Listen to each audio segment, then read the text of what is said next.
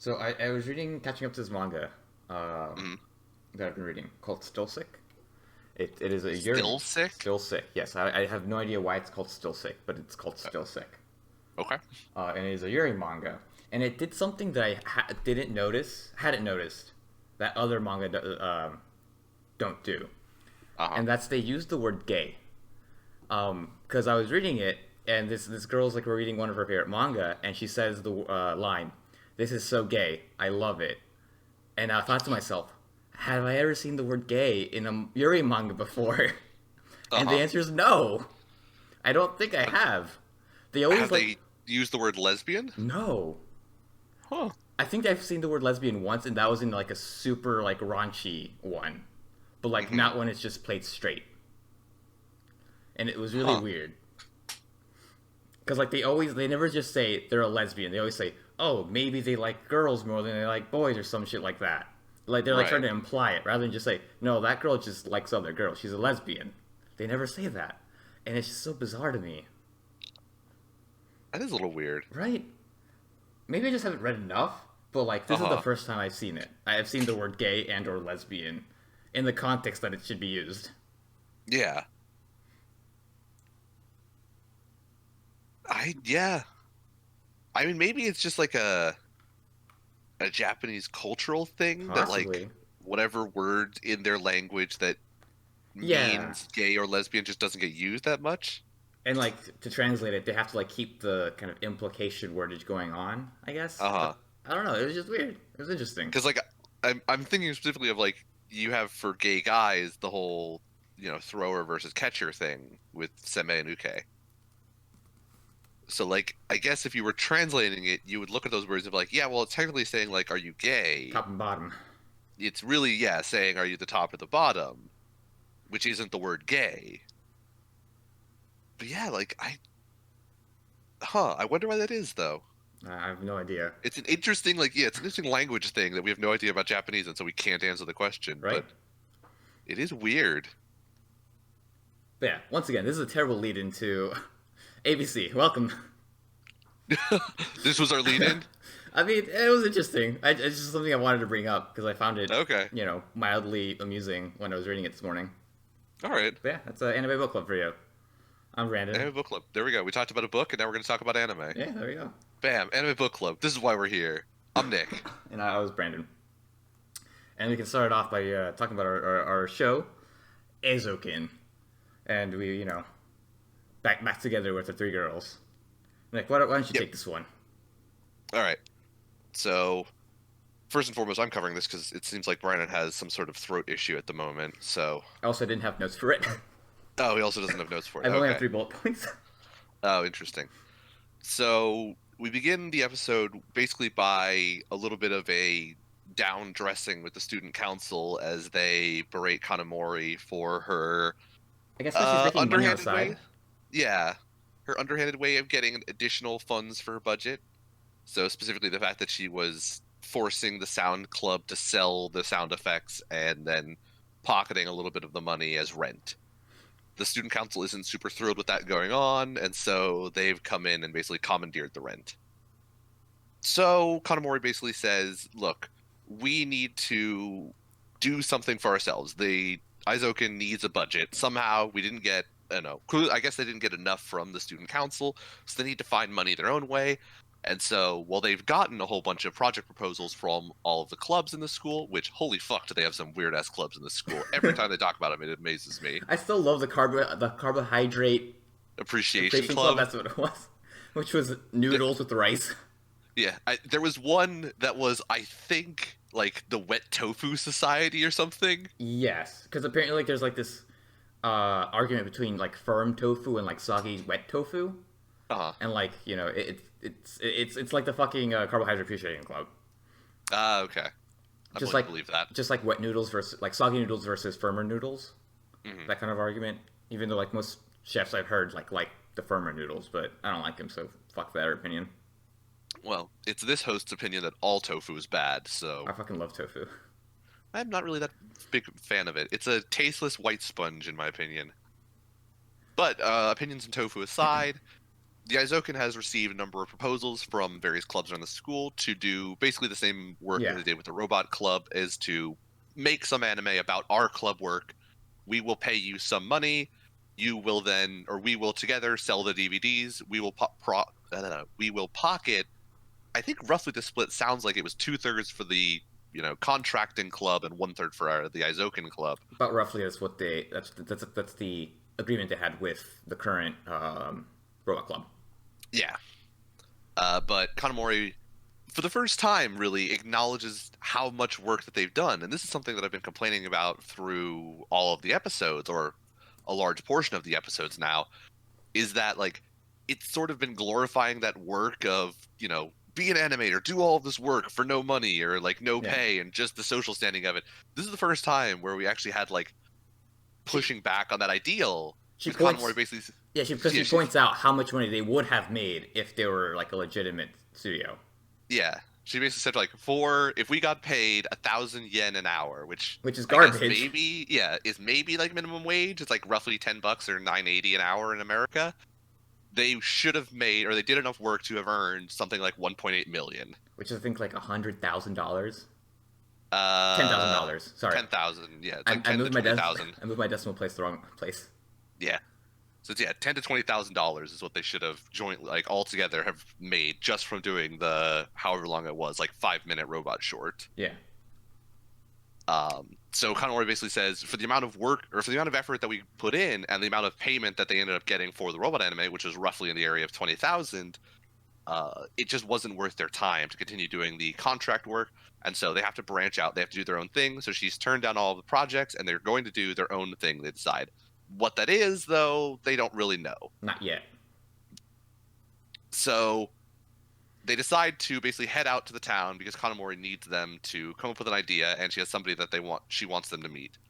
So they head out, and we have a little scene of Asakasa and what's the girl? Tsubame. The other girl, the model, Tsubame. Yeah, they're just having Yeah, like a little- imagination spree walking across town, thinking that Yeah. little like poles, like Yeah, they were like car right stops. under telephone poles. No, I'm talking about the things that come on the ground, little metal rods. Oh, yeah, I don't know. I guess they're like car stoppy thingies, but thinking that they're Yeah. tanks somehow. I guess cannons. I don't fucking know. I didn't understand the tank translation.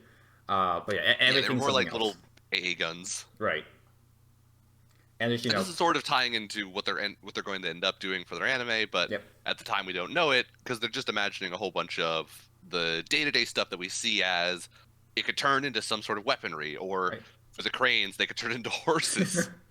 little weird fucking things. Yeah. They're brainstorming. They're throwing shit and hoping something sticks to the wall.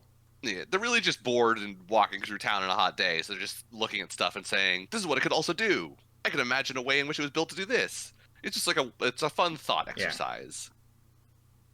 But they get they the mind walk going. through town and take some look at some stuff, make up some stories about it. At a certain point, Asukasa basically decides it's too hot, and so she creates a little dimensional phase shifty Fourth submarine dimensional thing. phase shifter. Yeah, so she can swim through the concrete rather than walking in the hot sun. And we get to see a little bit more about this town as we do it. The fact that, They've got a little much like the Capalore. rest of this world, everything is a little bit wonky in the town. The river that used to run under some of the roads is dried up, and so they've concreted over it, but we still see the remnants of like where it used to have a bridge and stuff like that. There seems to be like houses right up against the water, like we're Venice.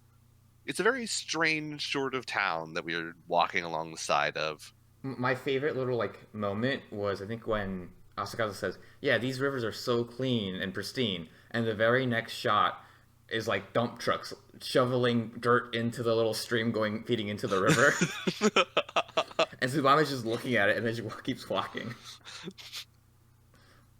I don't know if that was supposed to be like a joke or something, or like just something construction crews do, like they're covering up the stream for some reason. I don't know. I just thought it was funny. It is a solid sequence. Made especially better by the fact that nobody actually needs to comment on it. It's just sort of something we're shown and then never comes up again. Right? It might come up again, because there's another little moment that it's very subtle, and then comes back towards the end of the episode. But this is after they go to the restaurant to eat some fruit-based ramen, which honestly Yes. kind of seems interesting. I want to try it. Do you? am more on the side of like, despite how they talked up like it works because the fruit is more mellow and so it actually blends well with the ramen and all this other stuff. I just don't know if I'd like it. I mean, I think Like here's the thing though, you'd give it a try, right? I could give it a try. Right. Like that's all I'm asking is you just try it. I would feel weird. I guess it's probably not too expensive, so I wouldn't feel too bad buying something and not. I'd feel worse about buying it and then not eating all of it. Is realistically what I'd feel bad about. I feel like they'd maybe have like a little sampler or something. I don't know. Hopefully. But anyways, like I feel like something like that might be a little interesting because they started talking about mangoes, and I have a huge craving for mangoes right now with like some noodles. It's really weird. And, oh god, I want some right now. You maybe should go out and buy mangoes for yourself. I was actually looking for mangoes yesterday, but I couldn't find any. I was looking for dried mangoes because they last a bit longer. Mm-hmm. But yeah, I couldn't find them. You could have made your own fruit ramen. That would have been weird. I would have fucked it up. Probably. But they show up at this fruit ramen store. Yeah, underground. Underground, where Asukasa again imagines the whole underground spiraling shopping district full of, cool stores, interesting places that spans all the way to the center of the earth. But Kanamori, ever the realist, reminds us all that, yeah, this is just a place for, when it snows in the winter, and that realistically it's kind of shitty. Yeah, it's but kind we of end up reaching. Yeah, it's kind of a garbage place. But we reach our ramen shop. We order our fruit ramen. We get to meet the purveyor of our ramen, who is also a big fan of robot anime. It seems. Yeah, and is especially jazzed at the realism of it. He that the realism plus the super robot aspects as well as something he said. But yeah, he was there. He got a flyer from Asukasa, and they talk. And he talks up how he really liked what they had made. And this is a setup to a payoff that comes at the end of the episode. But something else that kind of got set up was the little jellyfish in the background. Did you see those? I saw them. Yeah. I don't remember them coming up again. The UFOs turning to jellyfish. Ah, okay. That makes sense. Because Tsubame, there's a very small clip where Tsubame kind of turns to the jellyfish and kind of says something. I forget what she says, but she's looking at the jellyfish. And I think that is a small little setup to what turns out to be the UFOs at the end of the episode, because they start little jellyfish movements. Yeah, I thought it was really cool. I don't know if it was intended or not, but I hope it was, because that makes me feel good about noticing it. I mean, it's certainly interesting if it is. It was fairly subtle, and I don't know. It seems interesting. It seems believable. She is interested in motion like that. It's very in line with the character, just noticing these small little moments and then adding them into her animations. Yeah, repurposing them for her purposes later on. But after we meet our ramen purveyor and we talk about robot anime, and he gives us his breakdown of his anime, ramen purveyor by day, secret servant, lover of ladies by night. Yeah, that's going to be an awesome anime. Anyways, that aside, we also get to learn a little bit about some more of the oddities of this town. The fact that the ramen shop is built on a slope, and so things are sort of compensated for. Oh, it's a little crooked. Yeah, everything on the town, leans to the left a little bit. So to make sure the ramen sits straight, they have to have little tables that lean to the right to counteract it. Everything's a little interesting here. It's a little bit bizarre. Something's just a little off with this world, and I love it. Yeah, it's a little bit like bizarro. But at the end of all of this, we go back to the surface. Yeah, back to the surface as we talk a little bit more about Kanamori's backstory, aka Kanamori, the capitalist. Yeah. Yeah. So we talk about first the fact that the Aizoken needs to have a media presence. Right. And we're going to use Tsubame a little bit in order to bring people in because they're interested in her as a model, and then get them interested in what the Aizoken is doing through clips of the stuff that they're animating and stuff that they're working on. Also hopefully find a way to make money. Right, which is what some studios are actually kind of like doing now too. They're like hiring models to basically attract viewers. Not that part. I meant like they'll on social media they'll upload processes the anime in process. And there's a couple of studios doing that. I know a non-Japanese studio did that as well called oh my fucking god, I don't remember. The studio is called Oh My Fucking God. No, it is not. It's an Argentine studio, but they uploaded a clip of like them going through the process of creating one of their music videos. They did the music video for a band called Siamese. The music video was for Mr. Fear. Or The Wolf. The Wolf. It was The Wolf. But that's beside the point. Interesting. Yeah. But yeah, so we get to see a little bit about the social media presence of Azoken and kind of Kanamori's idea for how to basically attract interest in what they're doing. Because the ultimate goal of this whole project, and one of the things I sort of skipped over, is that they ultimately want to create a new anime entirely original so that they can sell it at not Comiket. Comet A. Yeah, Comet A. It's Which they Comet. pronounce in a way that makes it sound even more like Comiket somehow. Cometa? Yeah, they pronounce it as like Comete. Oh, So okay. it's almost nearly Comiket. Okay, so they kind They of basically just they've just changed the vowel sound at the very end of it, basically. more like they truncate the K. They kind of leave Yeah. out the K. Okay.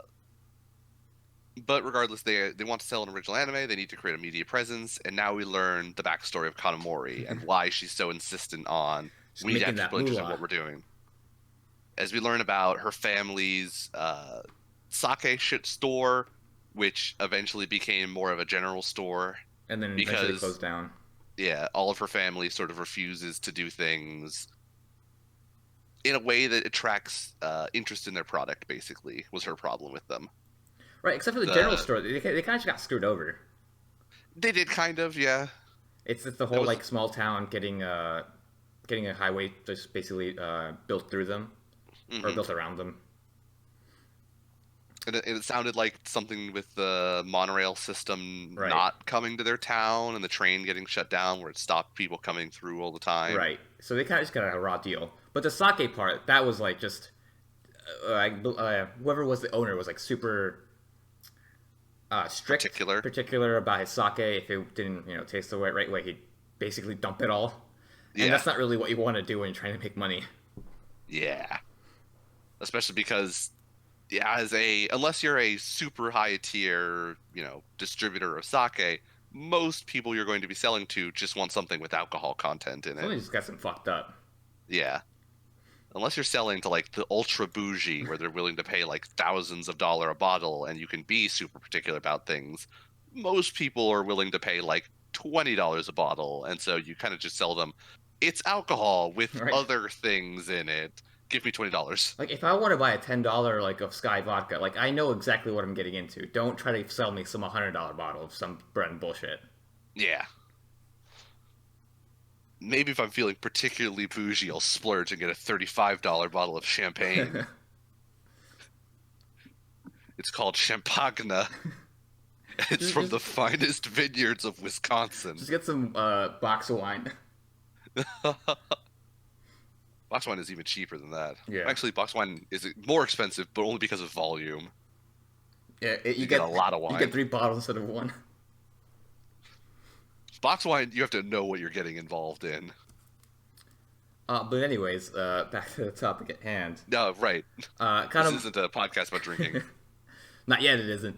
Not yet, it isn't. But basically, yeah, Kanamori basically finds out like her love of business at this moment. It's basically told the story of this one day in the general store where it's snowing and no one's at the store because it's fucking snowing. But Kanamori notices that there's been footprints outside, so people have tried to come here, but because it's closed, because I believe it was her aunt and uncle didn't think there wouldn't be any traffic. Mm-hmm. He managed to convince them that they should open up. So they open up for the night, and they actually ended up getting a lot of business.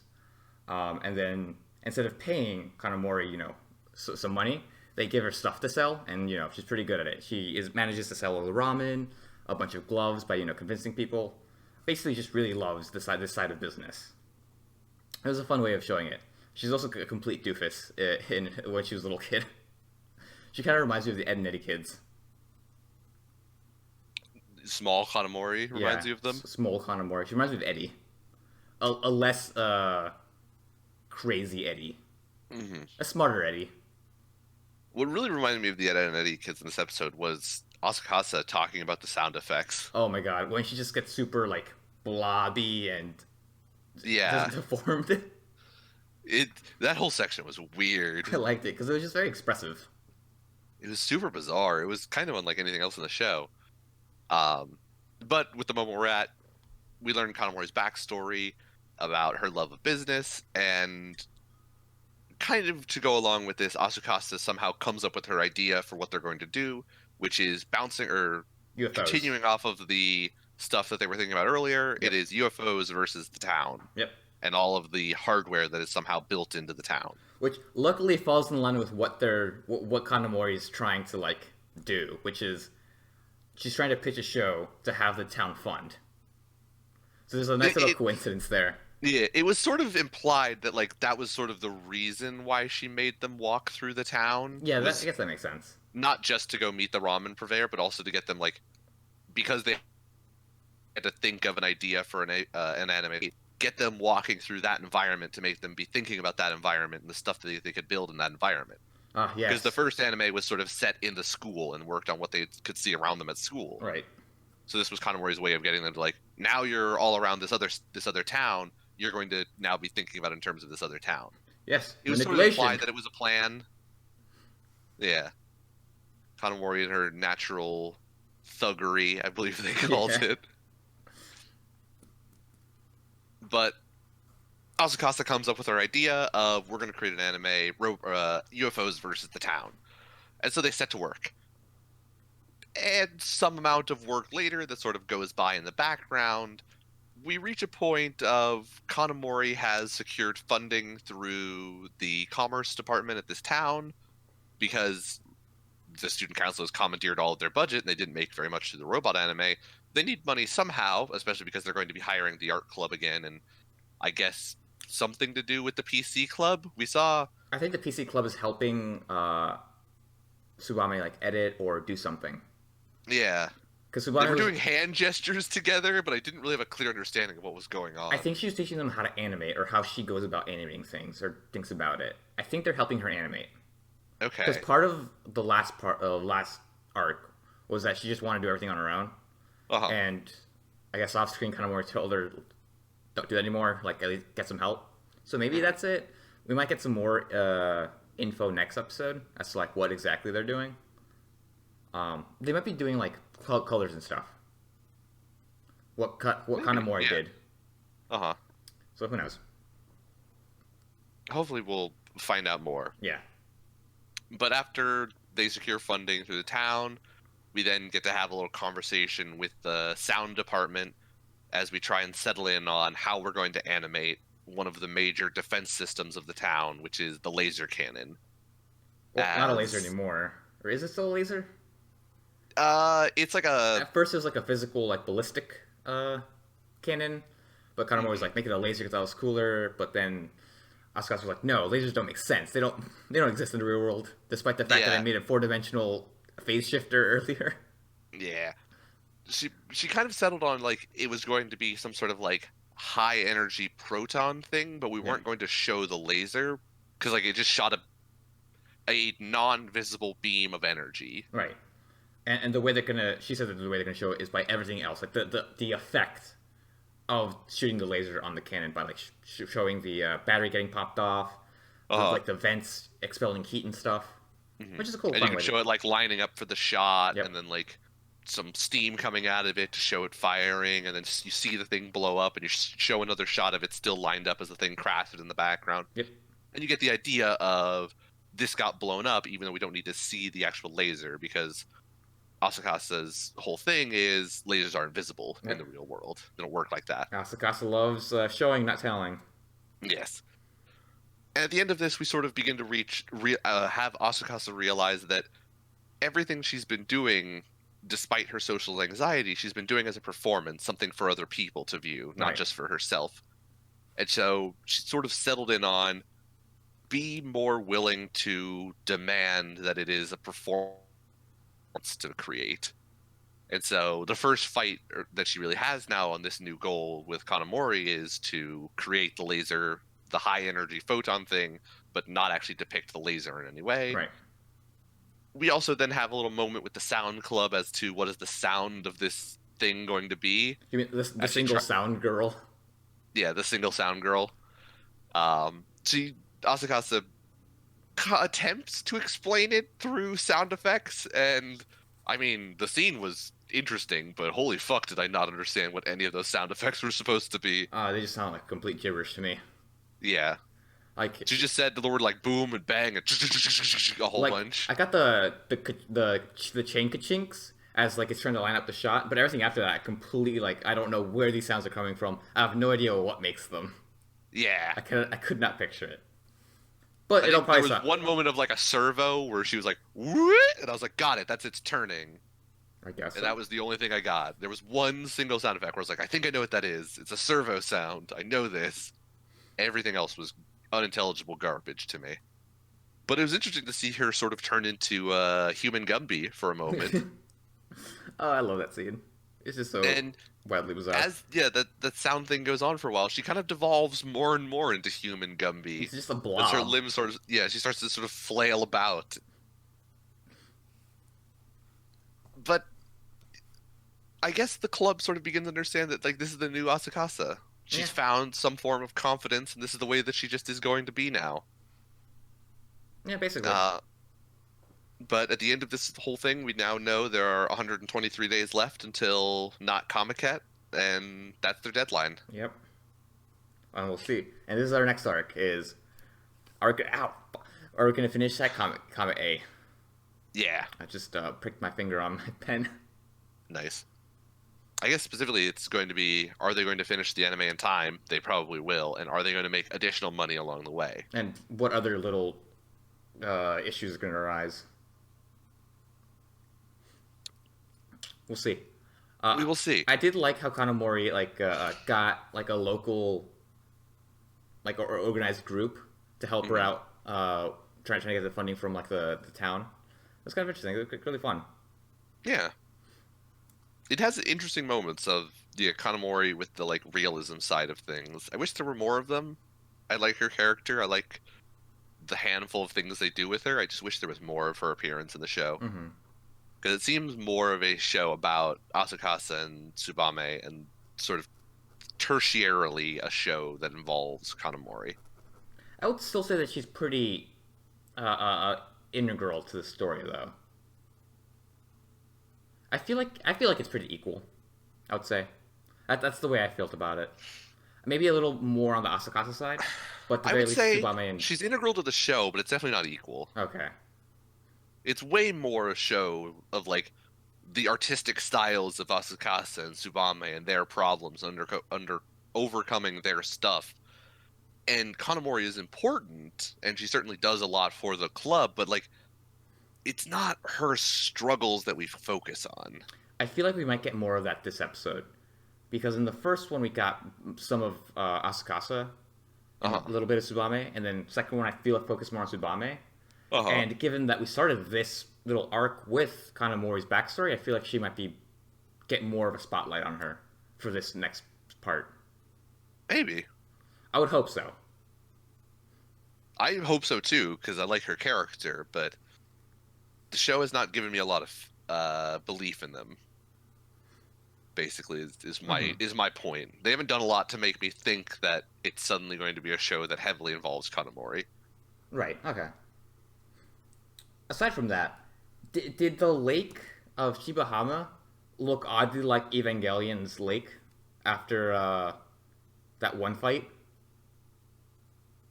Because there A was a little bit, because like there was yeah. like that one little piece, and I'm like, that looks kind of like Evangelion's town Uh huh. after the city gets fucking destroyed. Yeah. I don't know.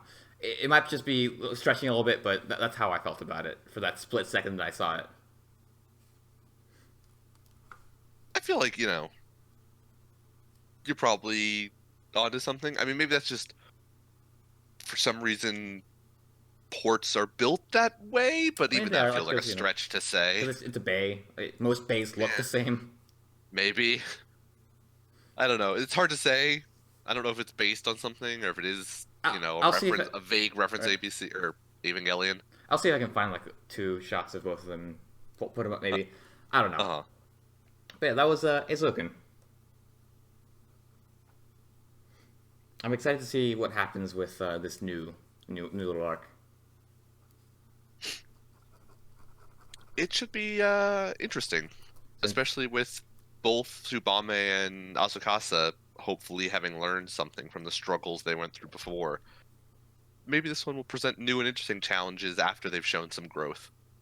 Hopefully, we won't have the same problems over and over again of Tsubame refusing to give up her detailed work and Asukasa being more of like a social recluse when it comes to I'm just going to do it all myself. I don't need help.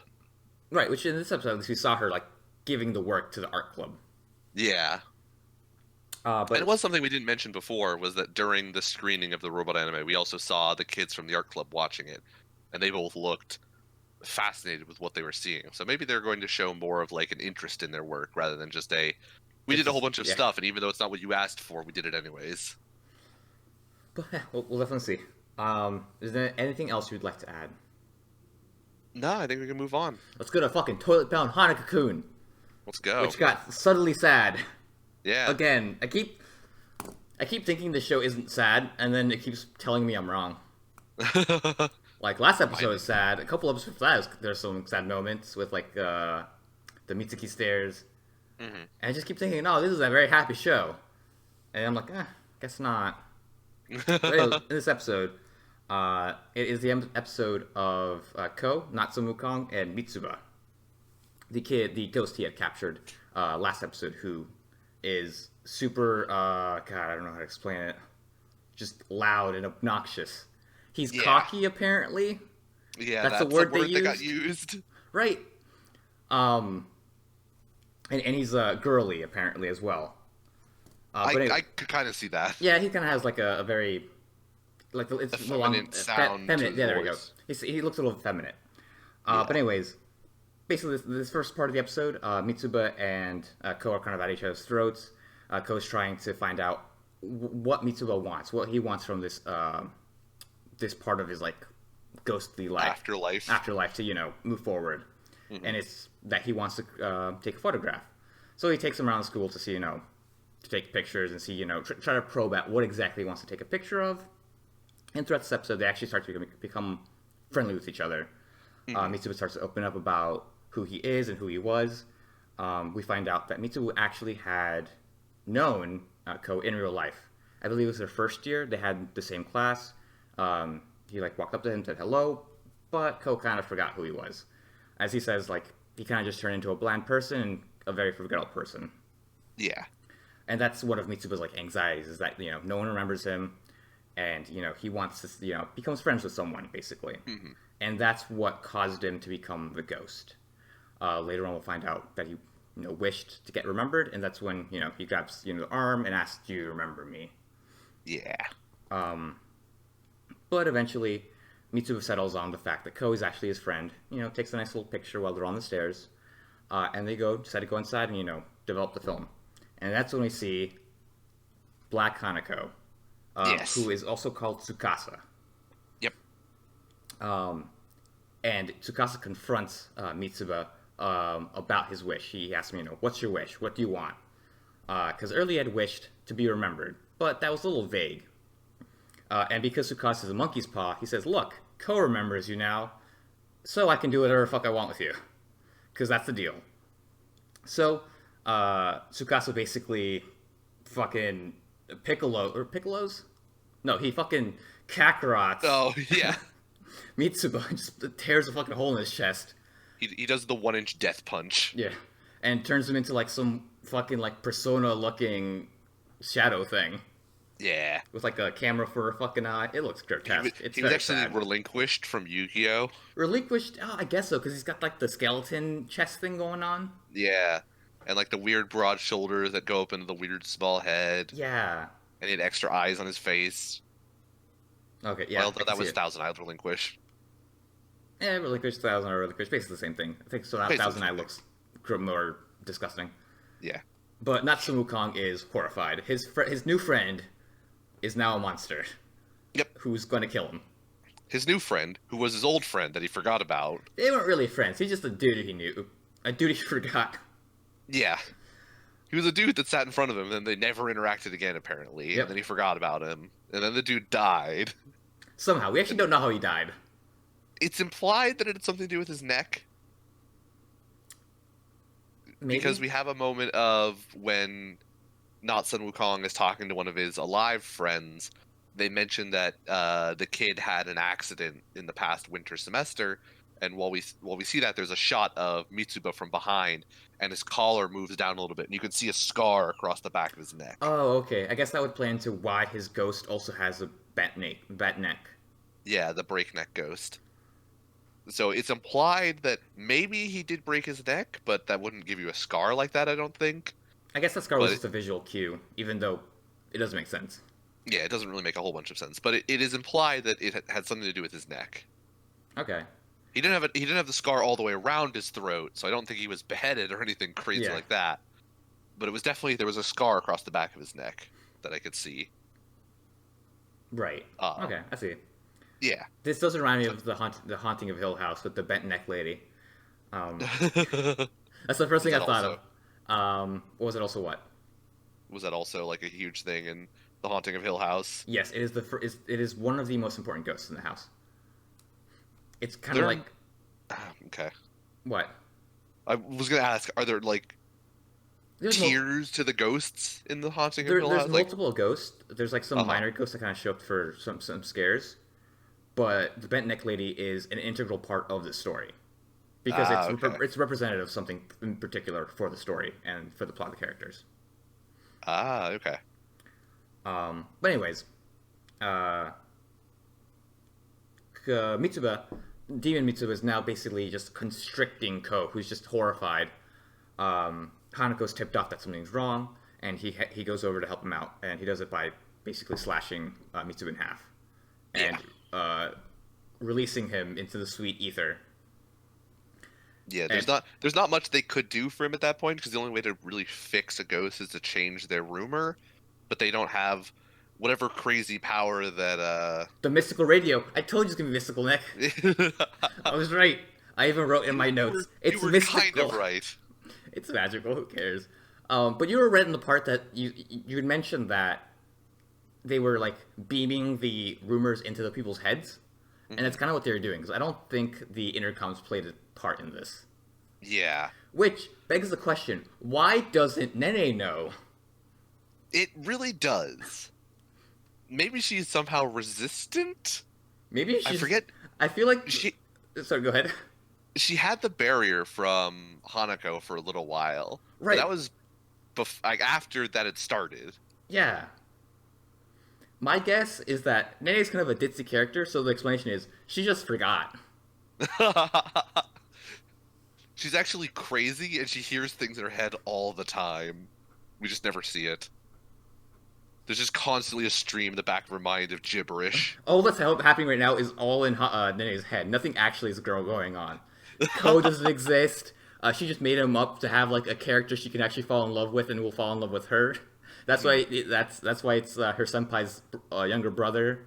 Hanako doesn't exist. She just has a weird like domination fetish. Fucking, she can't turn into a fish. She just doesn't like water. I don't fucking know. That would be incredible. That'd be stupid. False. That would be the best plot of all time. But anyways, basically, Our character is so lonely that in reality, in the 13th episode, it's revealed that none of this has actually happened. And it's all just been in her imagination the whole time. right, the spider teacher was just trying to like help her out in that moment.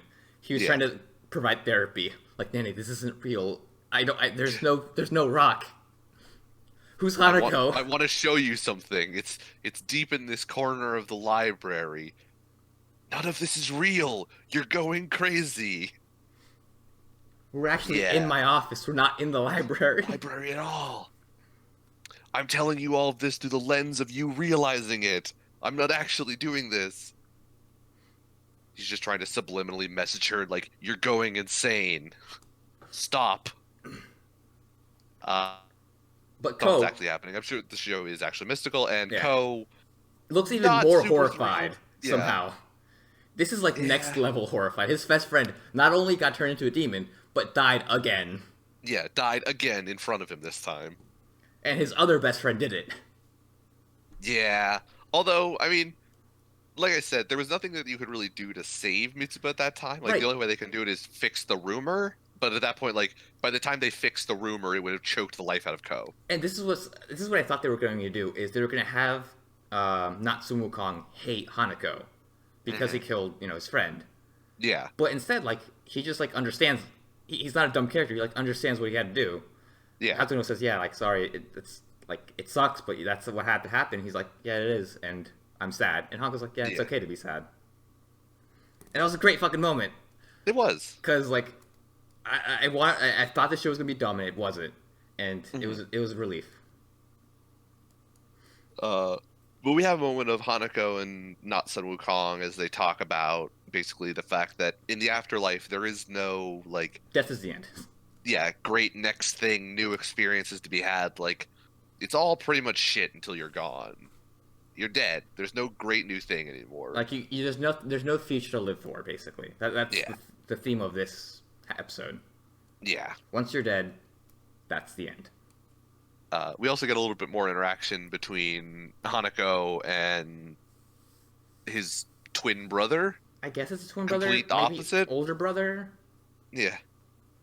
Where it is now strongly, more or less said that Hanako killed his brother. Yes, And we get like a little maybe that he flash. was driven to kill his brother Yeah. by his brother. Because his Like brother his brother, seems kind of like a dick. yeah, kind of unstable. I won't say a dick. I'll say he was full on insane. I'm putting it lightly. He was not a good person. The kid is Looney Tunes. But he seems to really like seeing people go a little Suffer. bit, yeah, go a little bit crazy. And he likes Hanako's bloodlust expression of "I can't believe you've done this. I'm threatening you with my kitchen knife."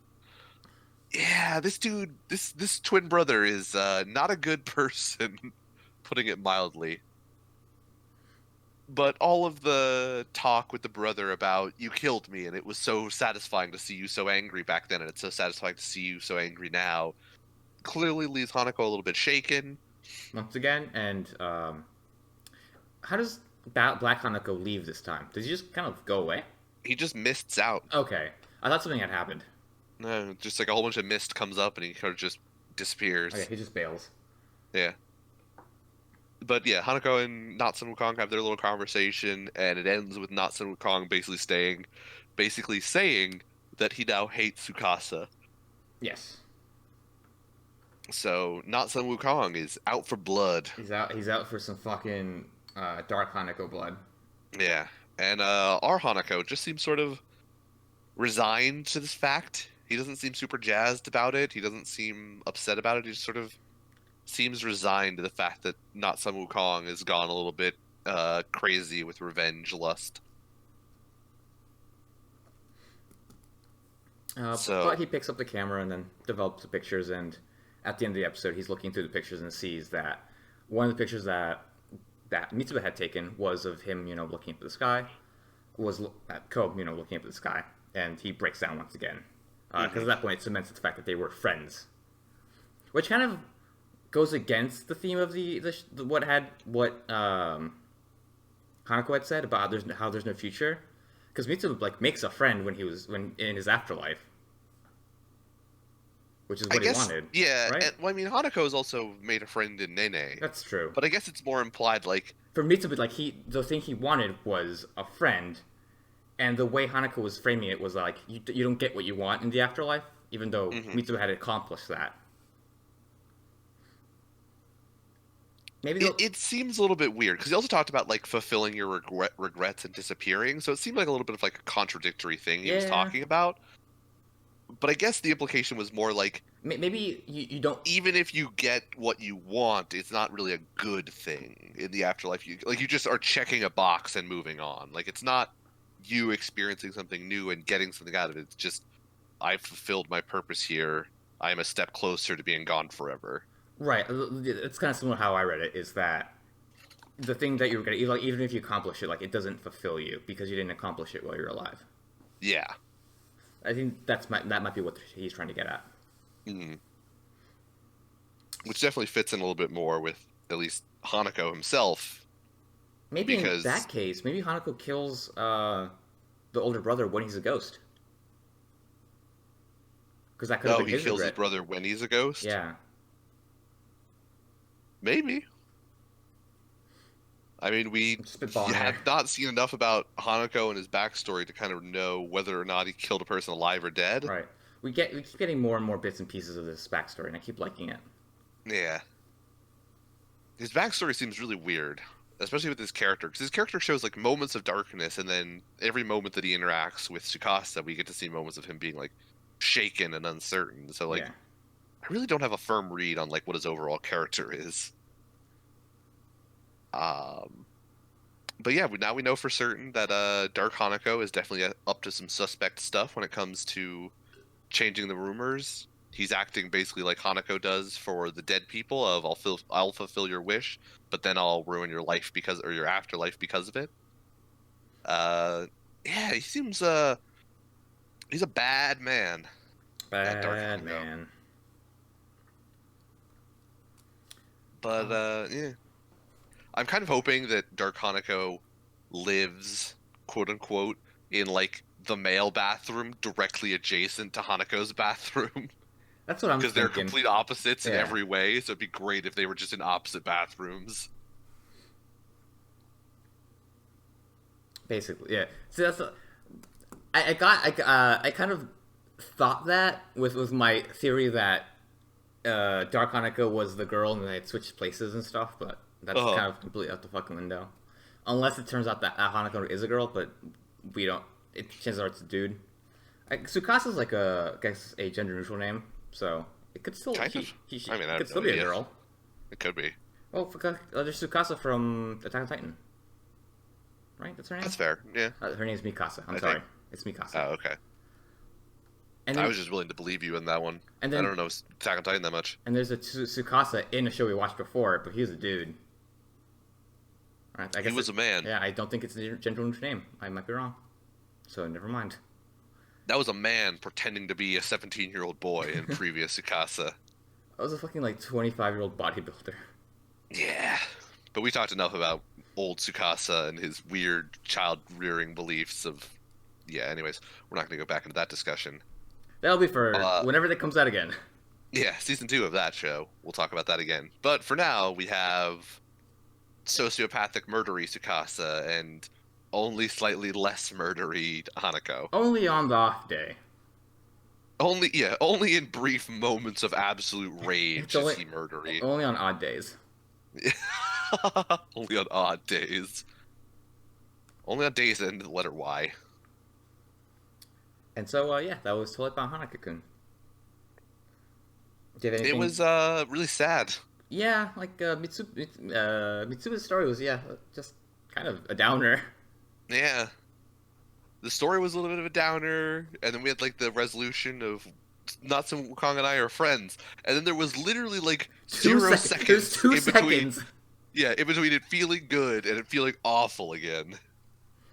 Goddamn the show. Somehow the saddest of the 3 shows in Toilet Bone Hanako-kun. Not to say that Somali was a fucking walk in the Joy park, either. happy-go-lucky breeze today. It was also very sad. But I would say that I called it because I did say that we were gonna get like a telling of the story of the book, You did. I did not expect that, I don't I did. think. and it happened. And that's about half the episode was Feodora's story. Yeah, Feodora the witch's story. Mhm. Why don't you take it away, Nick? Somali and the ghost guardian. Okay, spirit. I could try. Fuck. I'll help you out. I remember the run down the ventilation shaft. Yes, so and I don't remember anything until the story starts. basically it's just a chase, and he just jumps all the way through. He just jumps the Okay. fucking vent. Yeah. So That's really all we that get a happens. map. We get a map from the witch in the previous episode with Mhm. the book. We follow the map. It's been a Which is kind of weird because they didn't escort them, because like the map was supposed to be like a backwoods kind of route.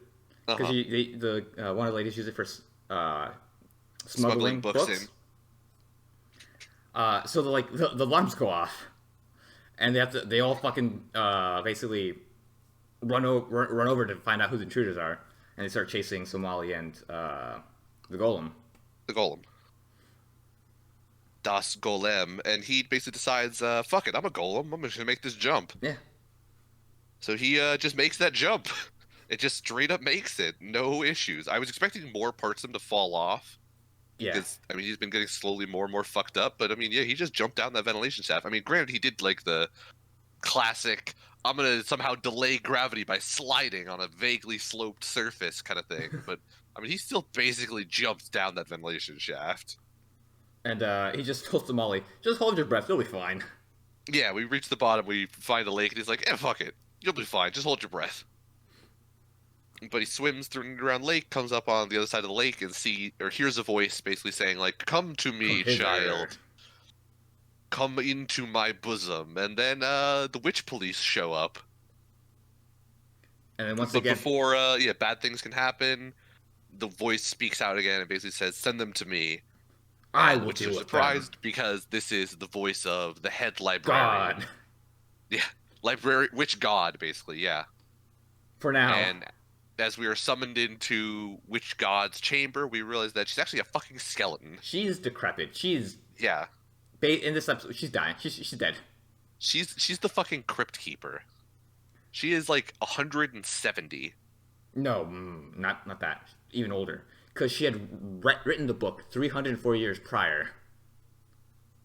So She's like 1,000. Yes, she is a millennia.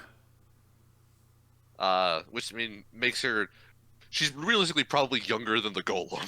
Is the funniest part about. All right, because the golem is legitimately literally a millennium. 999 years old. Yep. Yeah. Less than a year away from being 1,000, as the show did not remind us this time, but continues to remind us of that fact. Poor golem. He could have been a god. Yeah, he should have been a god. But instead, we hear the story of the young days of this witch and her flight through a storm because she's an idiot, where she then crash lands and is saved by A some golem. human. Oh, And another golem. and another golem. There we go. Yeah. She's kind of helped by some humans, and then she's really saved by the golem because the humans kind of want to kill her the moment they realize she might not be human. Yeah. Because at first she more or less implies that she's a different species, but the golem kind of comes in and says something to the effect of like, "Oh, that's just, a way of talking about species. She's still a human. Don't worry, Nope, guys. nope, she's a human. Nothing to see here. We're good." Ignore the super pale body and the weird eyes. Yeah. So we have a little day-to-day life of this witch in this small human village as she gets to meet people and gets to do some stuff with them and basically become friends with them. Help them out a little bit. Do laundry. And specifically, she gets to meet one small human child in Mia. That was her name, right? Mia? I'm surprised you remembered. I actually wrote it down. But yeah, it's okay. Mia. I took a stab. I knew it was 4 letters. That's why it was easy to remember. As soon as it starts to become more than once we get above like 2 syllables, I start to forget names. But at 1 syllable names, I'm pretty good. Dude, that's 2 syllables. Yeah. Well, fuck you. It's 4 letters. I also said I was good with 4-letter names. Regardless of the number of syllables in this word aside. Mia and our small witch, whose name I have forgotten. Feodora. 3 syllables. Mm-hmm. Feodora. 4 syllables. It's 4 syllables. Yeah. Anyways, Mia and Feodora become friends. Yeah, they form a bond, which is exactly what they actually say. Yeah. And through this bond, Mia gets to basically have an older sister type character in Feodora, even though she doesn't seem like she's that much older. Yeah. I think Maybe it's just a like, young kid thing of like, you know more than me, then therefore you're older than me. It could be like a 6th grader, like 1st grader type of thing. Like it's not. Yeah, that's true. It's enough where like the 6th grader like knows more about the world than the 1st grader. Yeah, and, like, true. Can be a big sister basically. Mm-hmm. But we have some moments of Mia and Feodora as they basically spend time together. Yeah, she does her hair. Talk about stuff. Eat stuff. Yeah. Mm-hmm. Basically, strengthen their bond and their friendship as they get to learn more about each other. Mm-hmm. And they talk about things as time goes on, about, specifically stuff about the world and their lives and stuff like that. And what is Feodora going to do as she gets healthier? I think that's what was happening. She was recovering, right? That's why she was there for so long. She had broken her, or she had fucked up her leg, and she was healing. But she also, the golem was also trying to find out like how to get off the island for her, because the Okay. island has like this ring of tornadoes, Mhm. and she has to time it right so that she leaves at the right moment, That makes or else sense. she'll just get fucking spit out somewhere else again. Right. But while all this is going on, somehow another one of the grotesques, which is what the Yeah, humans a call the monster. monsters, works its way out to this island as well. Basically, a And like a Cerberus dog shows up. yeah, It's but it's also massive. speaking. It can speak English or human language, It whatever can that speak is. with the humans. Yeah. But obviously, the humans, as they've been described in the show, both in this episode and previously, are afraid of anything that's different from them. They freak out and chain the dog down and try and kill it and throw rocks at it and basically just treat it like garbage. And then they kill it. Yeah, and then they do actually kill it after fucking around and throwing rocks at it for a while. Then they just straight up kill it. I think they know. I think they killed it first, and then they threw rocks at it. Oh, was that what it I was? think so.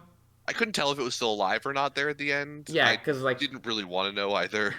the way it went was the dog tried to like talk him out of it, and then all the men like brought the axes up and started like hacking at it, and then all the Hmm. women started throwing rocks, and then Mia threw the rock as well, which kind of set um, Theodora. Theodora into like a spiral of like I need to get the fuck out.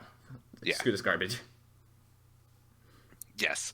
But that is the important ultimate result of all of this is Feodora basically decides like this is awful. Even my friend who I thought was my best friend and we're the best together for everything and forever, even she doesn't like the monster things, and so if she finds out that I'm a monster, she'll hate me.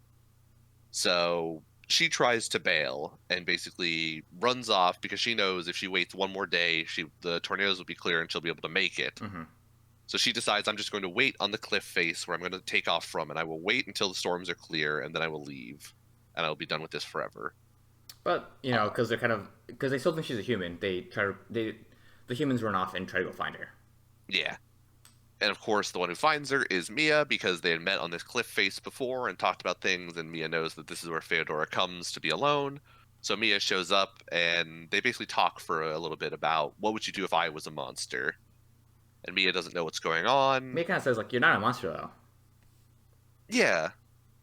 I mean, she doesn't know that Mia is a monster either, so Yeah. I took it more as she's saying this in the way of like, you're not a monster, you're a human. Like, there's no Yeah. point in thinking about what would you do if I was a monster because you're not one of those.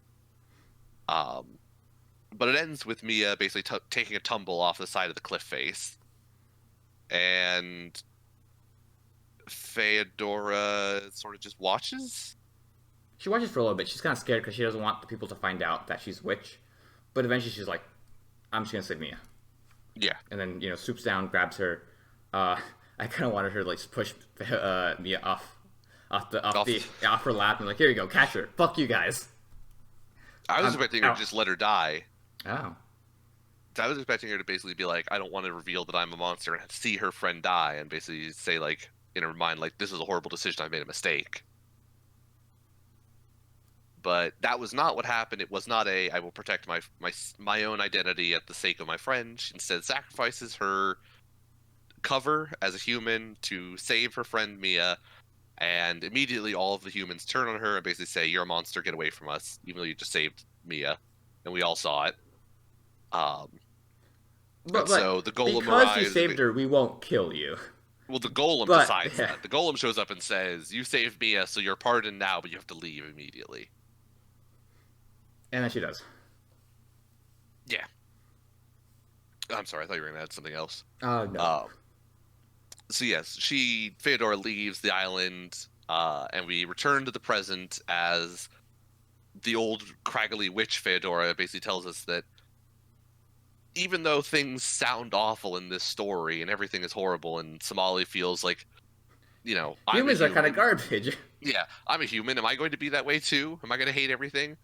The witch tells us that young girl Mia, she and Feodora had a connection forever for their lives. A Kizuna. Sure. I'm pretty sure that was Bond. Okay. I'm, whatever. Yes. Neither of us speak Japanese, so you know what? They said Bond as a single word, and it was translated. And it was they said Kizuna, and then I saw Bond. I'm like, okay, that's a word I gotta remember. But yeah, This, Somali grabs the fucking witch's decrepit old hand. Which, if I were a kid, I'd be fucking freaking out because I'd just be scared shitless. yeah, I'm scared of old people hands.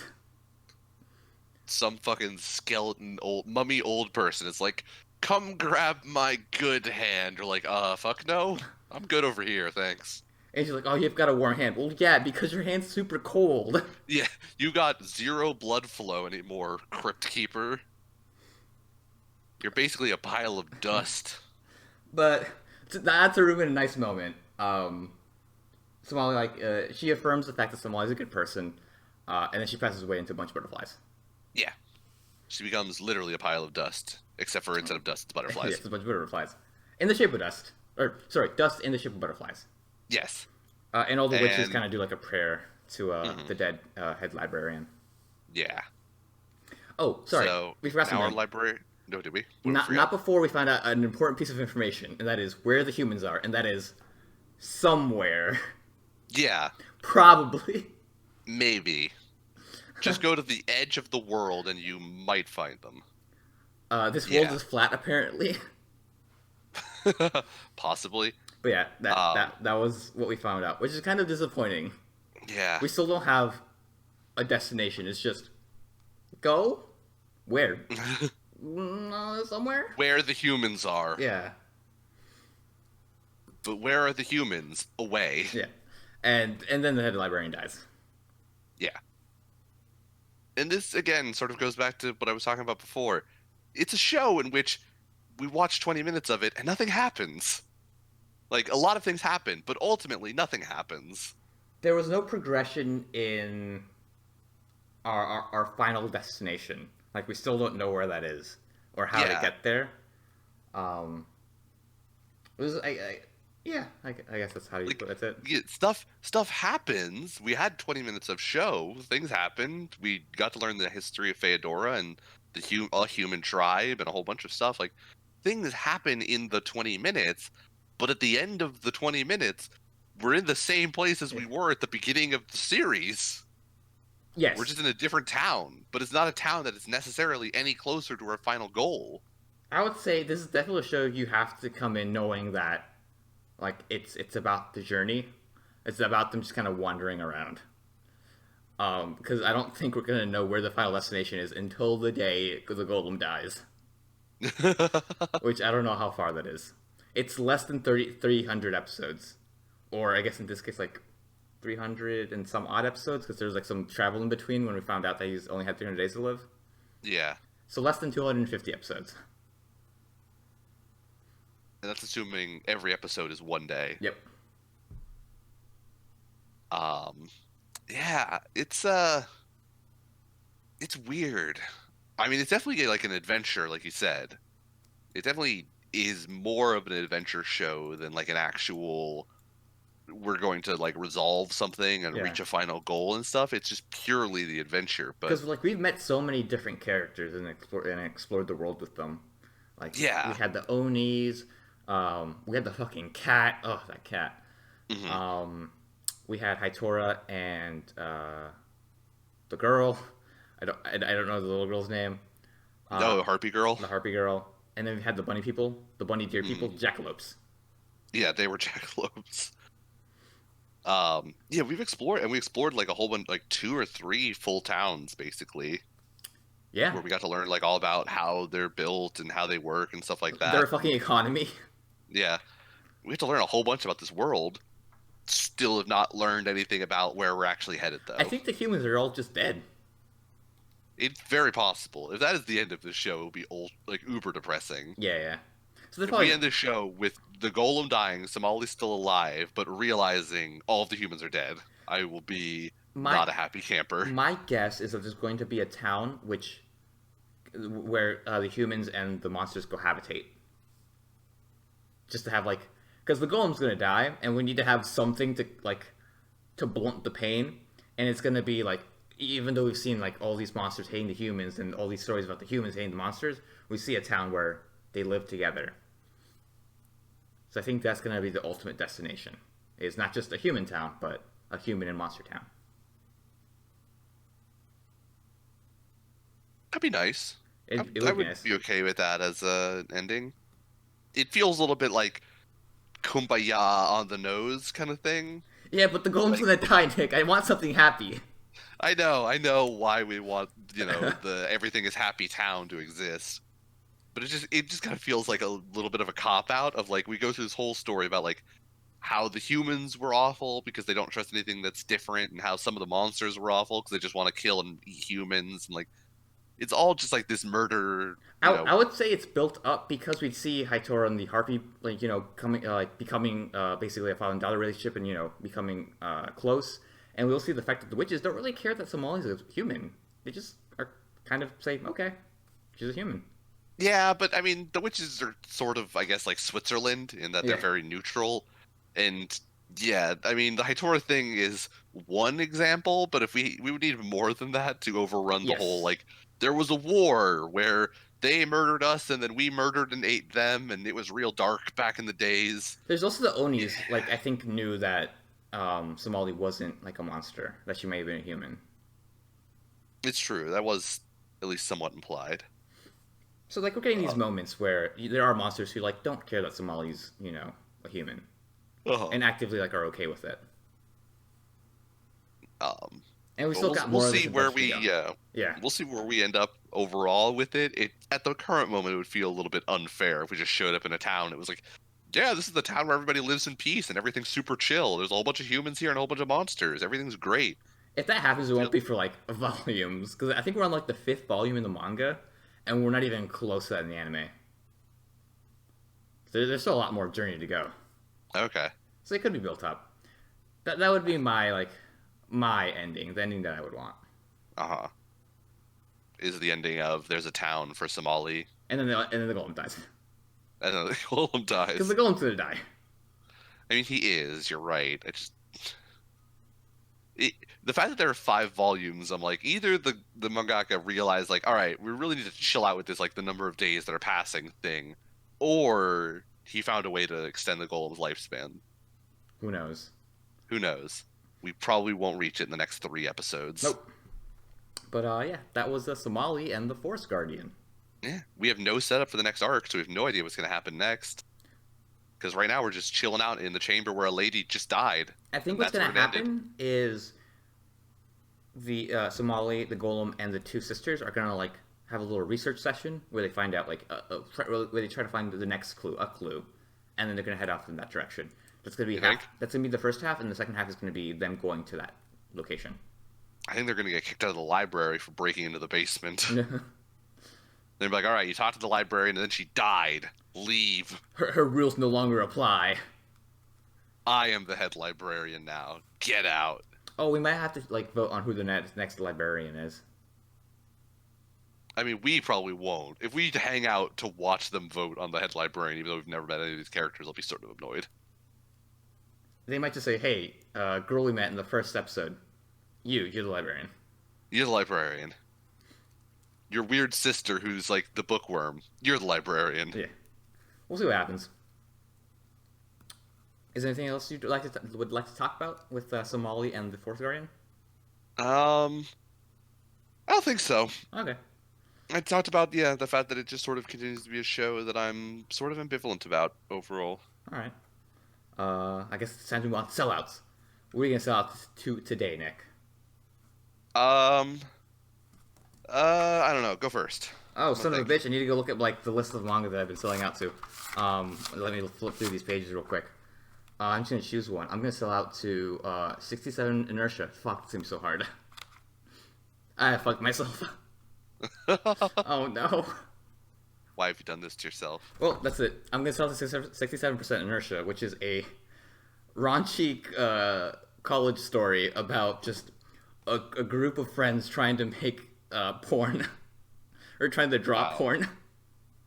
Solid. Yeah, I really screwed myself up with this. I have no idea what I'm gonna do.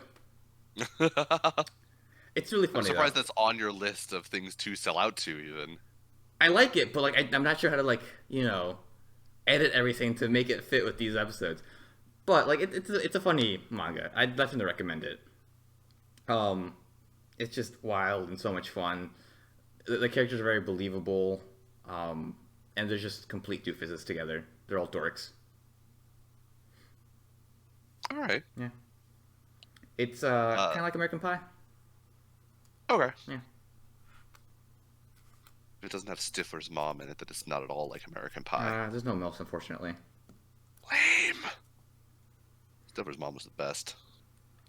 But Um, let's just I'm going to sell out to, in the not wake of, but in the before the arrival of coronavirus in the United States. I'm going to sell out to disposable masks, because people are dumb, and I feel compelled to educate them slightly to make them less dumb, even though we have no viewers, and so I'm not actually educating anybody except for you. I guess I'm educating you as to this. I mean, the masks don't help. I already know that. I mean, they help a little bit They if help. you use them correctly. They help if you're also sick. Like if you're coughing into the mask, it helps other Yeah, people not get sick. it helps. Yeah, it helps prevent the spread of sickness and disease, and also it minorly helps, but only specifically if you every single time you go out, if you put one on, you have to put on a new one, and when you take it off, you have to immediately throw it away, And wash your and hands. you don't. Yeah, and wash your hands.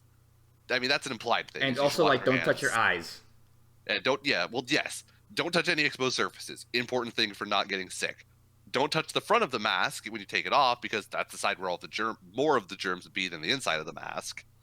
Unless you're sick, and then you're already sick. So Yeah. who cares what side you touch? There's You're a already whole sick at list. that point. There's a whole procedure. Yeah. But specifically the fact that a lot of people have either the cloth, the reusable ones, or they get one of those masks and then wear it a whole bunch and just keep reusing the same disposable mask. You're defeating the purpose of the mask once you reuse it. The amount of like protective gear that I had to put on to walk into a mouse room so that I could take out 2 cages of mice and then walk outside of the room and immediately take all of it off because it's no longer sterile and there's no point in it was gratuitous. And if it was reusable, we would have reused it. So I'm selling out to the makers of disposable masks and to general health knowledge. Be more intelligent. If you're going to wear the masks, one, understand that you're getting a very minor benefit from them. It's not very substantial, but there is some benefit. It does technically exist, but only if you follow a whole bunch of additional health and safety things, like wash your hands after you take it off. Don't touch any exposed surfaces after you take it off or before you wash your hands. Don't There's a ride the whole bunch of other metro. stuff. Don't come in contact with other people as much as possible. There's a whole bunch of other things that go into it, but specifically, and the most important one, if you're going to use disposable masks, is when you're done with it the first time, you have to throw it away immediately. There is actually a negative benefit to reusing a disposable mask. So this is my shout out to both disposable masks and to public health and safety knowledge. This is your once every semester or once every season I talk about a health thing, sell out in ABC. The more you know, The more you know, and knowing as presented by ABC. is half the battle. Wait. Knowledge is power. Yes. Well, anyways, thank you for listening. Please don't die. There are 0 of you, and if we lose any of you, we'll have negative viewers, and we can't afford that.